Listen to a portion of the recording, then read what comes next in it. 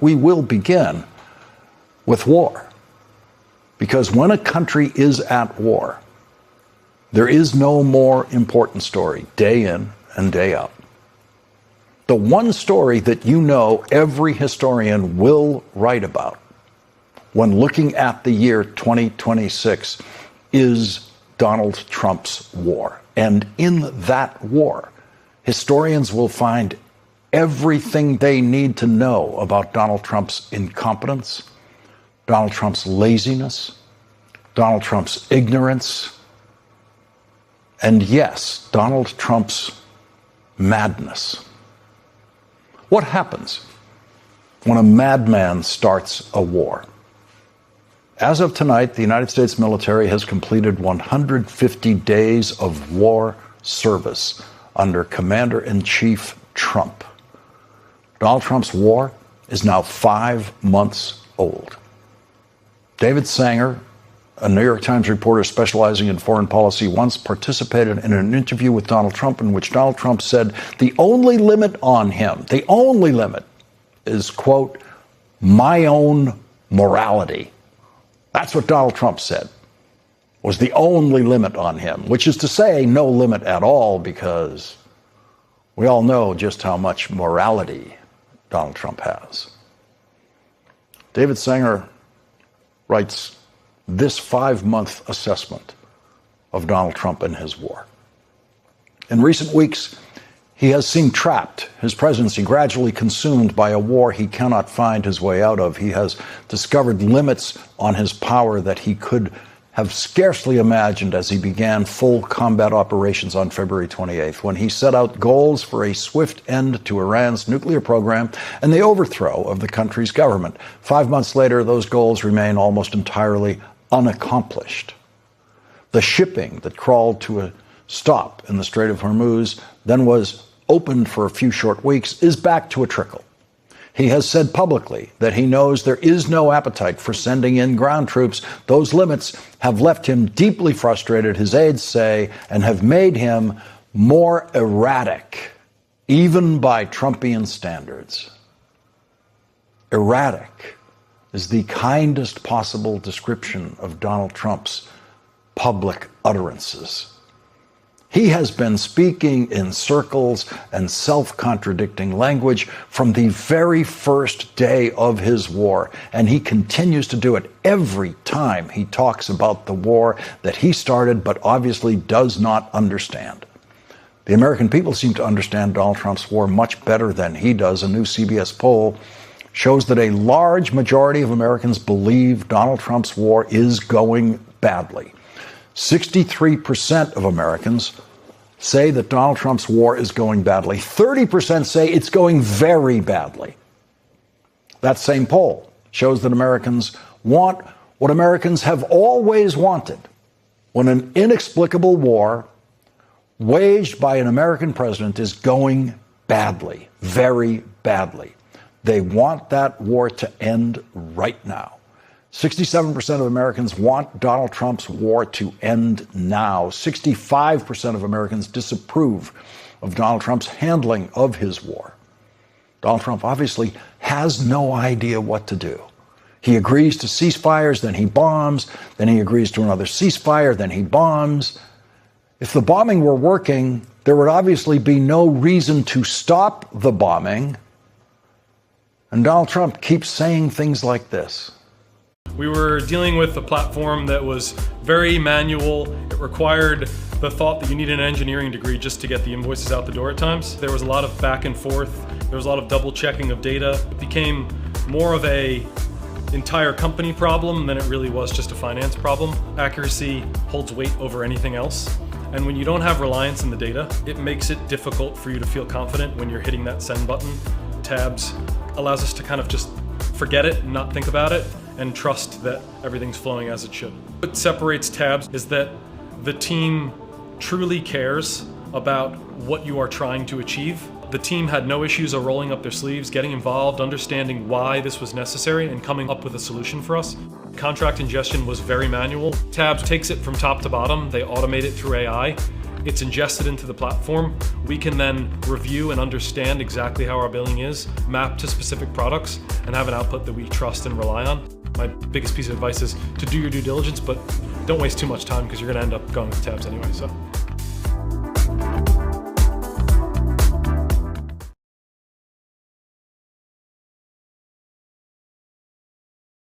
Have you seen the average auto insurance rate in Michigan? It's crazy. I don't know how anyone can afford to live there. Michiganders are paying nearly $2,900 per year on average for full coverage auto insurance. That's nearly $240 a month. What blows my mind is drivers in Michigan could be getting full coverage for up to 80% less than they're paying now. And most people have no idea. If you're paying over $75 a month for car insurance, I'll show you how to save.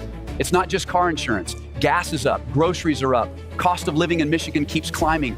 Everything is getting more expensive. So when you're already getting squeezed on everything, why keep overpaying on a bill you can actually do something about? I work in personal finance. I've done this for over 20 years, helping real people manage their money. And the number one bill I see people overpay on every single month is their auto insurance. Not because they chose a bad plan. They're missing discounts they already qualify for and don't even know it. I kept seeing the same thing with every client. Discounts sitting right there waiting to be applied, and they had no idea. Safe driver discounts, homeowner discounts, multi-car discounts, all just going unclaimed. Dozens of them, untouched. That's why I built my website. It finds every discount you qualify for so they get applied to your rate. Here's a quick test. Have you shopped around for car insurance in the last 6 months? I've asked every single one of my clients that same question. Every time, the answer is no. And every single one of them had unclaimed discounts just sitting there waiting to be claimed. Chances are, if you haven't checked in 6 months, you've got discounts going unclaimed right now too. One of my newer clients in Detroit, Ryan, was paying $260 a month for just one car. He had a clean driving record the last 5 years, so I told him to try my website. His new rate came back at $68 a month for the same coverage because he qualified for the safe driver discount. He was overpaying over $190 every single month for years and had no clue it was even happening. And he's not special. Those who take 5 minutes to use my website are saving nearly $950 on average. That's exactly why I built this site. Recalculate your rate based on your Michigan zip code. The link is right below. It takes about 5 minutes. Enter your zip code and some vehicle info, and it shows what you qualify for. Now here's where it gets really interesting. Do you own your home? That's a major discount qualifier. Have more than one car? Even bigger savings. Are you currently insured? You're exactly who gets the best rates. If you check 2 or 3 of those boxes, you're what I call a golden profile. You see the biggest drops. My neighbor and her husband in Grand Rapids were paying $420 a month for 2 cars. They ran their info through my site. Same coverage, dropped to $89 a month. That's over $3,900 a year. Now I know what some of you are thinking. Nice try, scammer, but that sounds too good to be true. But this isn't a gimmick. You're just comparing rates and making sure every discount you qualify for gets applied to your bill. Every financial expert in the country will tell you to do this every 6 months. Most people are just too lazy. You really could get full coverage for as low as $30 a month. Drivers who switch are saving nearly $950 on average. Here's what people don't realize. Auto insurance rates change every quarter. What's available today could look different 3 months from now. Every month you go without checking is another month you're probably overpaying. That's just math. I call people who never check their rate autopilot drivers. Not bad drivers, just people who signed up once and never looked back. Don't be on autopilot, especially in Michigan where everything already costs too much. You've got better things to spend on. My site is completely free, no obligation, and is so easy to use it only takes about 5 minutes.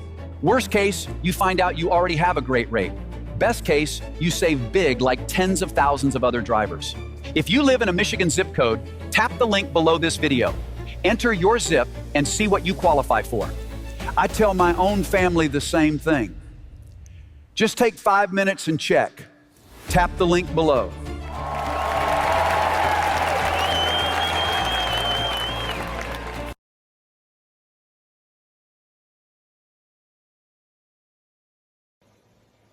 Iran took a beating over the last 14 days, and they asked us very nicely, please stop let's meet. And that's what we are right now. We'll see what happens. If we don't make a deal, we go back to the same thing.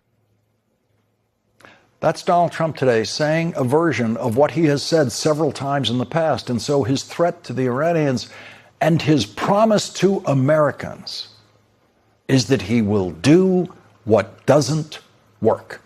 That is his promise to 67% of Americans who want Donald Trump to end his war now. His promise to them is that he will keep up the bombing campaign that has achieved nothing if Iran doesn't reach some kind of agreement with him.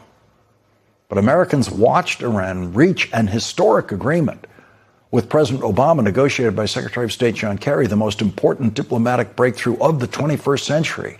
And they watched Donald Trump come into office as president and immediately violate that agreement that Iran had negotiated with the United States of America. And then they watched Donald Trump dramatically sign in this war a memorandum of understanding with Iran, which appeared to stop Donald Trump's war, but not for long. And so Americans have every right to expect that any agreement Donald Trump reaches with Iran, Donald Trump will then violate, because that's what he does with agreements with Iran. He violates them. And if Iran violates it, then the war will continue. That's the likelihood. The war will continue because Donald Trump has no idea what to do in the war that he started.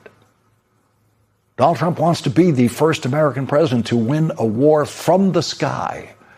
A war. Win the war from the sky without sending a single soldier onto a battlefield to fire a single shot. But now there is reporting that someone is trying to tell Donald Trump that bombing won't work. Yesterday, Axios reported the top U.S. military commander in the Middle East, Admiral Brad Cooper, recommended stopping the bombing campaign around the Strait of Hormuz because it has reached the limit of its effectiveness, according to two sources with knowledge of his position. The recommendation by Cooper, the commander of the U.S. Military Central Command, together with other advisors, impacted President Trump's decision on Friday to pause U.S. strikes against Iran, the sources said.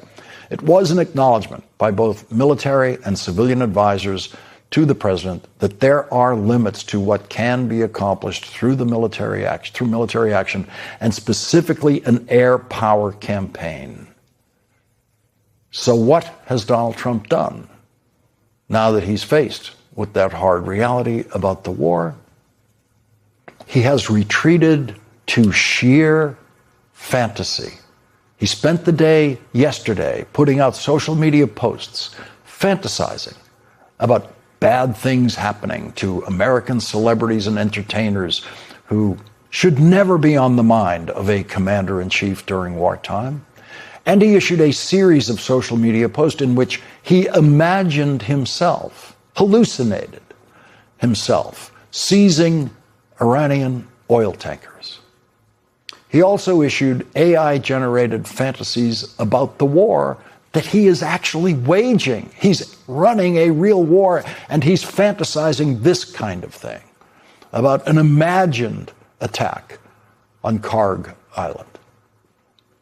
And the man who's supposed to be figuring out how to win or end his war tomorrow spends his time fantasizing about himself and George Washington. And let's just linger on that image and consider the depths of madness revealed by Donald Trump himself right there during his war.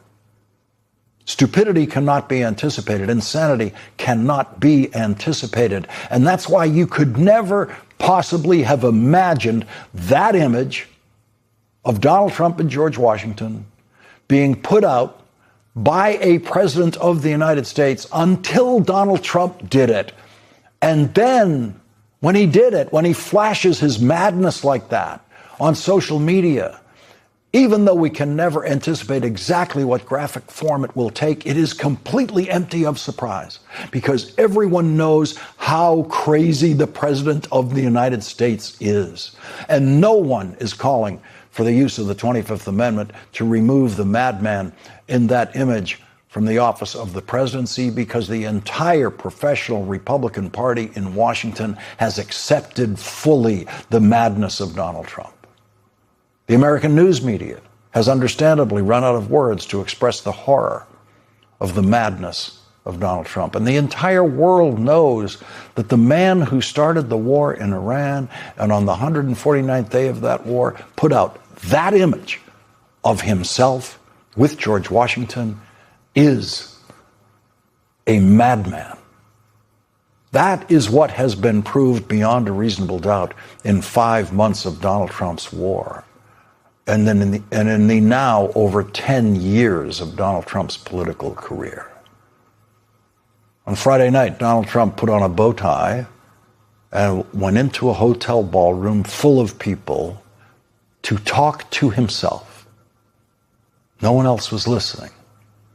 Instead of spending the time either explaining his war to an audience of reporters at the White House Correspondents' Dinner or something else, Donald Trump spent the evening watching reporters win awards for reporting exposure of his incompetence and or his corruption. His hour-long speech, which I did not watch and would not watch, but heard about from reporters soon afterward, was yet another demonstration of just how far gone Donald Trump is. Here is a piece of the speech that I did watch this afternoon. It's the only piece that I watched. It's a typical, inexplicable passage of what was on the mind of the man who cannot figure out how to end the war he started. And we had a sort of little preview, and then Anderson Cooper was going to fight Lawrence ODonnel. I'm not a fan of Lawrence O'Donnell. I like Anderson, actually, because he's covered me well for many years. Then he went bad as soon as I went for politics. But for years, he loved interviewing. I did so many interviews with him, and he was great. But, you know, he's got a little different persuasion than me in many ways, actually. And Lawrence O'Donnell, never liked him, never thought he had any talent. But he's still making a living, so I can't knock it. But we had a contest for who had the lowest ratings and the lowest IQ on television. And that was actually Don Lemon, I think. You know, when I said that he's the dumbest man on television, I said, you know, when you say some things, you never make a comeback. It's not like, oh, gee, hey, Don, let's have dinner some night. But I know what I'm saying.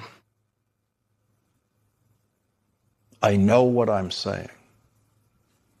He's in the middle of waging a war. And that's what he's saying. I know what he's saying. I know what I'm saying, he said. If he does know what he's saying, he's the only person who knows what he is saying.